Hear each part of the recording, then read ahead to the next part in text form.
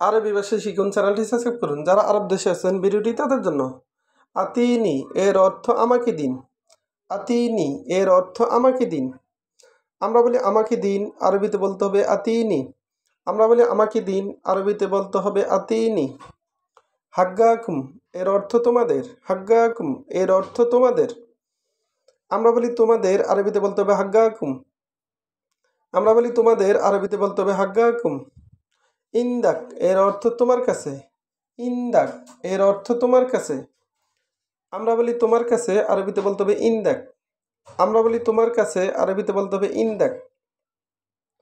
ইন্দি এর অর্থ আমার কাছে। ইন্দি এর অর্থ আমার কাছে। আমরা বলি আমার কাছে, আরবিতে বলতে হবে ইন্দি।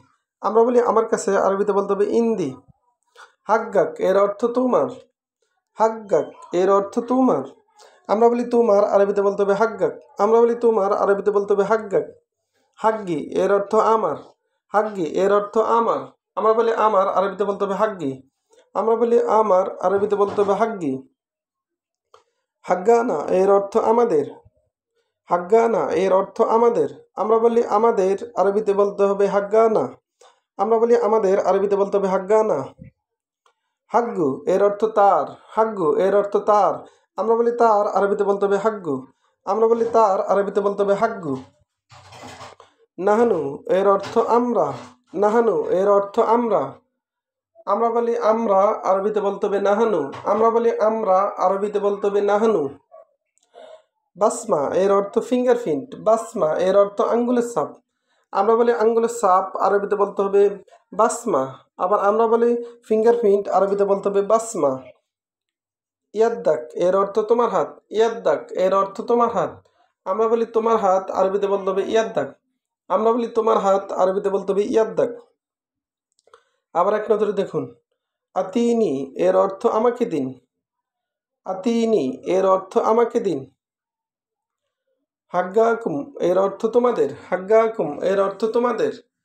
তোমাদের এর আরবি হলো হাগ্গাকুম। ইন্দাক এর অর্থ তোমার কাছে। ইন্দাক এর অর্থ তোমার কাছে। ইন্দি এর অর্থ আমার কাছে। ইন্দি এর অর্থ আমার কাছে। হাগ্গাক এর অর্থ তোমার। হাগ্গাক এর অর্থ তোমার। হাগ্গি এর অর্থ আমার।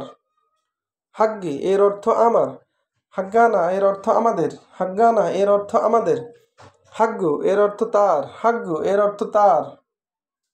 তার এর আরবি হলো হাগ্গু। নাহনু এর অর্থ আমরা। নাহনু এর অর্থ আমরা। আমরা বলি আমরা, আরবিতে বলতে হবে নাহনু। বাসমা এর অর্থ আঙ্গুলের ছাপ। বাসমা এর অর্থ আঙ্গুলের ছাপ।